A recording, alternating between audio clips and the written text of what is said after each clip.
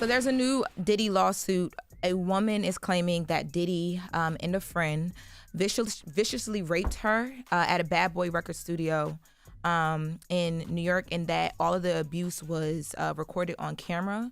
Now, this woman, her name is Thalia Graves. She's suing Diddy, and she's claiming that she's had suicidal thoughts since all of this.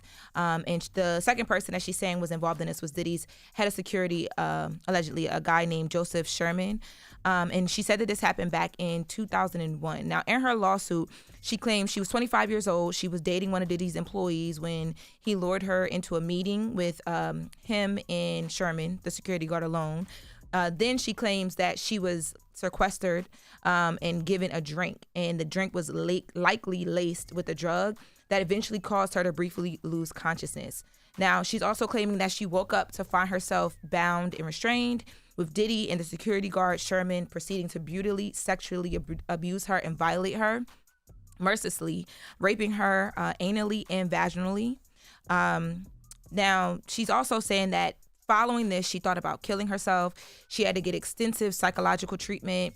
And she's also saying that she never reported the incident out of fear of Diddy and fear that, this could ruin her life because they threatened to do so if she ever spoke out. She had a press conference yesterday. She's being represented by Gloria Allred, and she talked a bit about what she's been experiencing since she claims that the situation went down.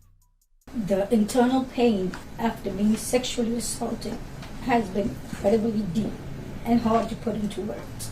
It goes beyond just physical harm caused by and during the assault. It's a pain that reaches into your very core of who you are and leaving emotional scars that may never fully heal. Some of the hardest parts of this pain are the shame and the guilt I have experienced that plays a negative part in my day-to-day ability to function properly. Being blamed, questioned, and threatened has often made me feel worthless, isolated, and sometimes responsible for what happened to me. Now, another part of this press conference, and we won't play all the audio, or we can if you guys want to, but it's pretty lengthy. Another part of the press conference is where, they allow the actual media outlets that are there to ask questions. Mm-hmm. And two of the questions that I thought were interesting was one of the outlets asked about the time frame of this accuser finding out that the video existed. Mm-hmm. And she's claiming that not only does this video exist, but that it's actually been resold as pornography and other different things. So there was a 20-year time span between when this happened and when she found out about the video. But the interesting thing that this outlet brought up was the fact that 20-year time span of when she found out was around the time that a lot of Cassie's claims were happening. Mm-hmm. So they were trying to tie it into Cassie's case and the lawsuit that Cassie filed. Mm-hmm. And what they were getting at was, is this woman a part of the criminal indictment that we are watching Diddy go through as well? And her attorney would not answer the question. And then she said we had no comment. And then they asked the second question that kind of lended into that. They asked if this new accuser had ever testified in front of the grand jury that indicted Diddy. And her attorney said we have no comment. And she said she would never comment on something that can be used as criminal evidence. I thought that was interesting because it's either saying directly she may be a part of this criminal indictment that we're watching, but it wasn't confirmed, or it's saying that they're not opposed to her being a part of it, and they may have evidence that should be used. And now this is a signal to prosecutors like, hey, come and talk to us because we have some things that may help you. So she's saying it's a video with Diddy on it. Yeah, she's saying there's a video of Diddy and the security guard brutally and viciously, allegedly raping her, and that and she's performing various sexual acts, and that this video is being sent out to people, and they'd even found evidence that it had actually been sold as pornography. And this is the first time we've ever heard any of the women so who they must say, have evidence. If they said it was sold, that means they must have evidence that it was sold. They have to, because it's the first time we hear any of the women claiming that. Well, she's better off pursuing something criminal, because I'm actually shocked that the lawyers are doing it in the civil way, because they know ain't no money there. Like, Diddy not spending no money on civil suits when he got a criminal case. But she's saying maybe they did it already. Maybe that was part of the indictment we don't know if they have to get him arrested. Yeah, we don't know if they haven't. I thought it was interesting though, because wouldn't we know that already though? Wouldn't that be in the indictment? We don't know all the people in the indictment yet. You know what I mean? We still don't know. Because I thought the videotapes they talked about having were videotapes they seized from. We don't know everything that they have. They had tapes. They said they had security footage, and they said they had phones. We have no idea. Remember, they only giving us a little bit of information, and then when he tried to get the bail, the it appealed the bail bonds, they came out with more information. That's what I was saying. So- That's why I thought that those questions were interesting, and I thought the way that the attorney answered it was interesting as well too. So this is something that we'll have to follow. If it does go criminal, I mean, she'll just be an additional witness in whatever this indictment is. Yeah, because after Kathy, no more civil suits going to be settled.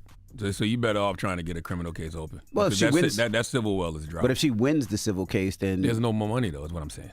All He the money, basically all the money's said going Diddy to the about to criminal go case. broke. There's no more money. well, did he? If she wins, did he have to sell some homes? Did he have to sell some? All that's going to go to the criminal case. Well, listen. We got to leave it up to a judge and a jury. When will they unseal everything in the indictment? When will they have to say? Because there has to be a point where they have to tell the defense Like show more stuff, everything that they discover. have. I'm right? not for sure if there's like an actual deadline for that, but that's the conversation they were having the second arraignment that Diddy lost.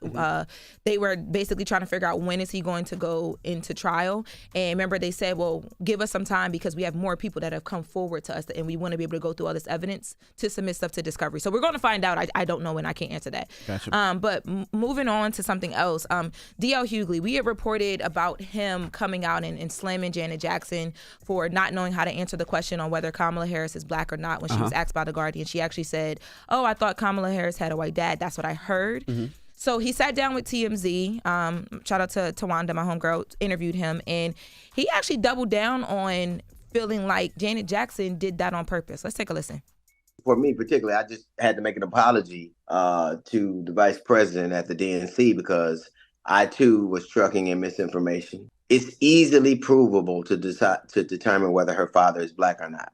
Right. You could Google it right now and find out. There's a reason you don't want to know, and there's a reason that information or finding something like that, you've never seen that in mainstream or even middle of the road news. You have to search the furthest reaches of the right wing internet to find that. It's the same place where they tell you Haitians eat dogs. It's the same place they tell you that Obama wasn't born here. It's the same place where all the scandals live and all these right wing conspiracy theories live. First one, it seemed ironic that a woman who has had family members, now for a lot of people, they're questioning whether Kamala is black, but there are a lot of people who question whether Jacksons want to be. DL is completely wrong when he says you only find those things. What he said in the deep dark crevices. On the other side, the side that pushed that, because I'm not on that side of Twitter, and it's all over my timeline. That's on mainstream news. Like all of those conversations he named, the Haitians eating the dogs, what was the other thing he said? Obama's not being born here. Yeah. All of those things, sadly, have been centers of debate on cable news networks because these cable news networks, from Fox to MSNBC to CNN, they make these things the center of debates, which I always think is insane to me. I don't know why they make those things the center of debates, but they do. So you don't have to.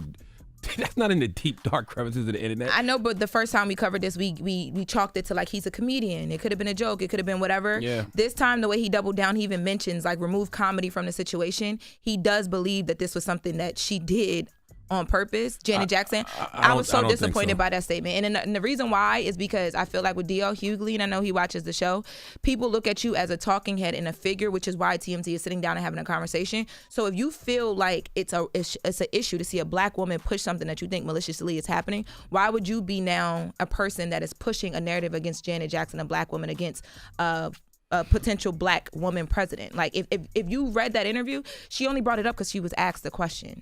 You made a mistake. You were giving grace. Why can't she be giving grace? Like I was so disappointed to hear him double down on this. I didn't understand the point of why do that. Yeah, so. I don't think Janet did that on purpose. I think she's just misinformed, like so many people are. I just think she was misinformed. And I think when you're misinformed, you have to correct people. And honestly, that's what I think people are missing in this whole conversation about Janet Jackson. The fact that misinformation can run so rampant that even somebody like Janet Jackson can be got by misinformation. And so how do you think so many other Americans feel? And if her team hasn't tightened up on anything, they're gonna tighten up on politics this time around. It's a learning lesson. And if y'all gave her spankings, now let her move on. And if you ever been around Janet or ever seen Janet or ever seen or watch any documentary around Janet, she's in her own bubble. She's in her own world. She doesn't necessarily connect to the internet and connect to social media. I get it. It's just not her There's thing. a responsibility though when you are a person on a platform, which is why people ask the question. But she got her spanking, let her move on. But this is not about Janet.